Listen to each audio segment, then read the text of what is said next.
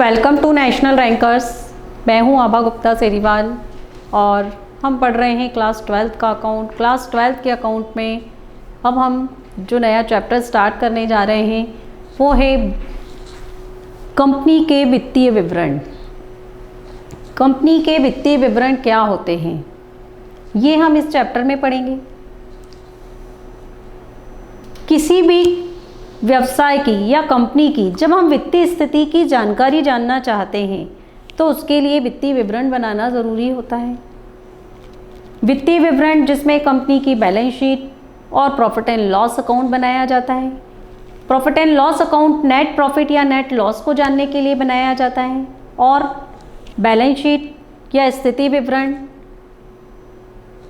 वो कंपनी की वित्तीय स्थिति की जानकारी के लिए बनाया जाता है, क्योंकि एक निश्चित समय के बाद चाहे वो पार्टनरशिप फॉर्म हो, सोल प्रोप्राइटरशिप हो, कंपनी हो, कोई सा भी बिजनेस ऑर्गेनाइजेशन हो, वो ये जानना चाहता है कि एक सर्टेन टाइम पीरियड के बाद उसने जो सोर्सेज लगाए, उसने जो एफर्ट्स लगाए, उसको क्या रिवार्ड मिलने वाला है, उसका क्या फ़ायदा उसको हुआ, वो आज किस पोजीशन में है और उसके आधार पर ही वो अपने भविष्य की योजनाएं बनाता है।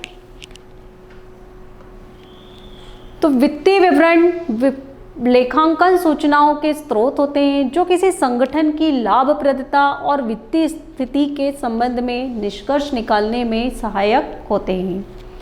वित्तीय विवरण वित्तीय वर्ष के अंत में बनाए जाते हैं।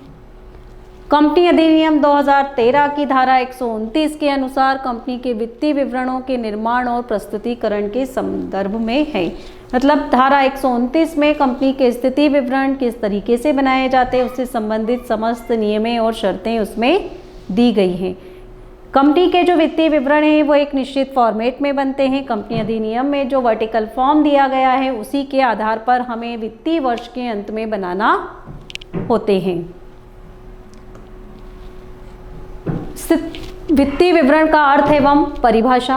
वित्तीय विवरणों से आशय ऐसे विवरणों से है जो लेखा अवधि की समाप्ति पर किसी व्यवसाय की लाभप्रदता, वित्तीय स्थिति के संदर्भ में सूचनाओं को संक्षिप्त रूप में प्रकट करते हैं।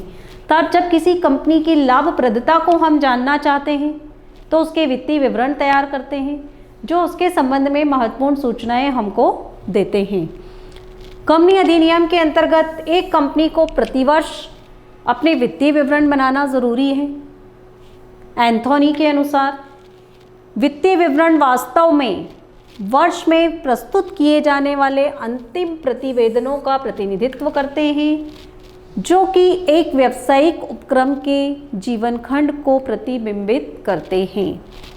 ये है एंथोनी के अनुसार डेफिनेशन। इसके बाद अभी हमने पढ़ा कि एक निश्चित समय के बाद बनाए जाते हैं वित्तीय विवरण। निश्चित समय मतलब वित्तीय वर्ष के अंत में। कंपनी अधिनियम 2013 की धारा 129 के अनुसार वित्तीय विवरण वो विवरण होते हैं जो कंपनियों की स्थिति विवरण का सही और उचित चित्र प्रस्तुत करते हैं।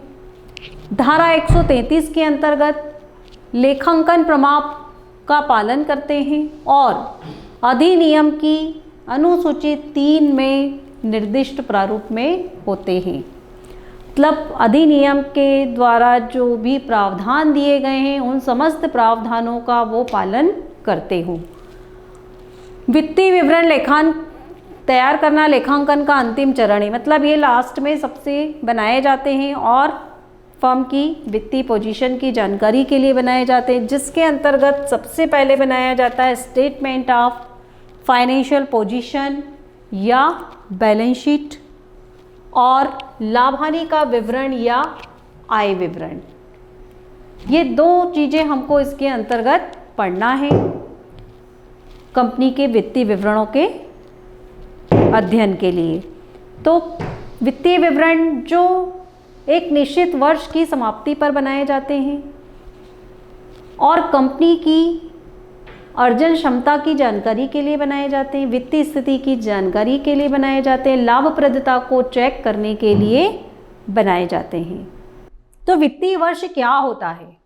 अब हम ये पढ़ेंगे कि वित्तीय वर्ष क्या होता है, ये कब शुरू होता है और कब इसका एंड होता है। कंपनी अधिनियम 2013 की धारा 2 की उपधारा 41 के अनुसार समस्त कंपनियों के लिए ये जरूरी है कि वो एक समान वित्तीय वर्ष अपनाएं।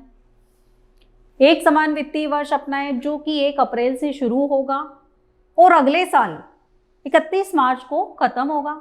जैसे मान लीजिए कि कोई वित्तीय वर्ष 1 अप्रैल 2020 से स्टार्ट हुआ है, तो ये एंड कब होगा?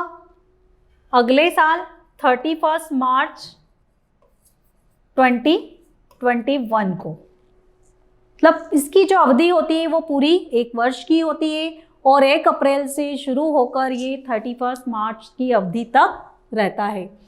केवल वे कंपनियां जो किसी विदेशी कंपनी की सूत्रधारी अथवा सहायक कंपनियां हैं, वे भारत से बाहर खातों के एकीकरण के उद्देश्य से विभिन्न वित्तीय वर्ष अपना सकती हैं। कौन सी कंपनियां? जो विदेशी कंपनी की सूत्रधारी मतलब होल्डिंग कंपनी है, उनकी सहायक कंपनी है, तो वही इससे डिफरेंट फाइनेंशियल ईयर यूज कर सकती हैं। इसके अलावा जितनी भी कंपनियां हैं सबको एक जैसा वित्तीय वर्ष अपनाना होगा, मतलब 1 अप्रैल से 31 दिसंबर तक ही उनका वित्तीय वर्ष कहलाएगा। ये भारतीय कंपनी अधिनियम 2013 की धारा 241 का प्रावधान है कि वित्तीय वर्ष सभी कंपनियों के लिए एक समान होगा, इसमें कोई चेंजेस नहीं होंगे। अब वित्तीय विवरण में क्या क्या चीजें शामिल हैं? हमने पढ़ा कि हमें कंपनियों के वित्तीय विवरण बनाना है, तो वित्तीय विवरण में अब हमें क्या क्या चीजें शामिल करना है, वो कौन सी चीजें हैं जो इसमें हमें पढ़ना है। सबसे पहले वित्तीय वर्ष के अंत में स्थिति विवरण या चिट्ठा, फाइनेंशियल ईयर खत्म होने पर बैलेंस शीट को किस तरीके से बनाया जाता है, ये हमको इसमें पढ़ना है। फिर वित्तीय वर्ष के लिए लाभ हानि का विवरण, statement of profit and loss किसी भी ईयर के एंड में किस तरीके से बनाया जाता है, कौन कौन से आइटम्स हमको उसमें इंक्लूड करना है और कौन से आइटम उसमें इंक्लूड नहीं करना है। इसके बाद फाइनेंशियल ईयर के लिए रोकड़ प्रवाह विवरण, cash flow statement, cash flow statement कैसे बनाना है हमको, उसमें कौन कौन सी चीज़ें उसमें इंक्लूड करना है, कौन सी एक्टिविटीज़ लेना है। कैश फ्लो एक्टिविटी में हमें ऑपरेटिंग एक्टिविटी, इन्वेस्टिंग एक्टिविटी और फाइनेंसिंग एक्टिविटीज़ पढ़ना है, जो आगे के चैप्टर्स में हम पढ़ेंगे। इसके बाद यदि लागू हो तो समता में परिवर्तनों का विवरण, statement of changes in equity, स्पष्टीकरण नोट अगर कोई देना हो तो वो इसमें आपको पढ़ना है। ऐसा विवरण जिसमें वित्तीय विवरणों की मुख्य विशेषताएं हों और एक व्यक्ति कंपनी, लघु कंपनी, निष्क्रिय कंपनी को अपने वित्तीय विवरणों में रोकड़ प्रवाह बनाने से छूट दी गई है। मतलब जो वन मैन कंपनी होती है, जो स्मॉल स्केल इंडस्ट्रीज होती है, छोटी कंपनियां होती हैं, या जो कोई ऐसी कंपनी होती है जो निष्क्रिय है, जो काम नहीं कर रही है, तो उनको कैश फ्लो स्टेटमेंट बनाने की ज़रूरत नहीं होती है। कंपनी अधिनियम 2013 और अंतिम खाते। अब कंपनी अधिनियम 2013 के अंतर्गत हमको फाइनल अकाउंट्स कैसे बनाना है, कंपनियों के अंतिम खाते किस तरीके से बनाना है।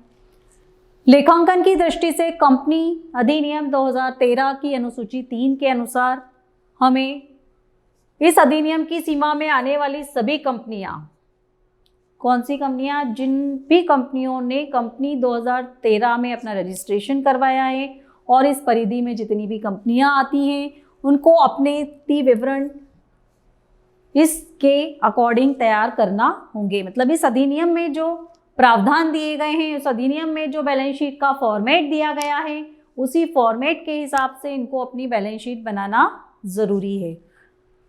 कंपनी का चिट्ठा केवल वर्टिकल फॉर्म में ही बनाया जाएगा, लंबवत पहले हॉरिजेंटल बनता था। कंपनी की बैलेंस शीट हॉरिजेंटल फॉर्म में बनाई जाती थी। हॉरिजेंटल फॉर्म मतलब इस साइड हम लायबिलिटीज लिखते थे, फिर अमाउंट, फिर असेट्स, फिर अमाउंट, ये कॉलम्स हमारे होते थे। बट अब सिर्फ वर्टिकल फॉर्म में ही हमको कंपनी की बैलेंस शीट बनाना है। कॉलम एक ही रहेगा पर्टिकुलर का, नोट्स नंबर का। इससे पहले मैंने कुछ क्वेश्चंस में जब बैलेंस शीट आपको बनवाई है तो उसमें उसका फॉर्मेट मैंने आपको बताया है। सबसे पहले इक्विटीज़ एंड लायबिलिटीज़ लिखी जाती हैं, उसके बाद में असेट्स लिखी जाती हैं। इक्विटीज़ एंड लायबिलिटीज़ में अलग अलग हेडिंग्स में अलग अलग असेट्स अलग अलग लायबिलिटीज़ लिखी जाती हैं, और फिर असेट्स के हेडिंग्स में अलग अलग असेट्स लिखी जाती हैं। नंबर 3, लाभ हानि विवरण का प्रारूप, forms of statement of profit and loss. अनुसूची 3 के भाग 2 में वर्णित प्रारूप के अनुरूप ही होगा। किसके अनुरूप? अनुसूची 3 के भाग 2 में वर्णित प्रारूप के अनुरूप ही आपको बनाना है।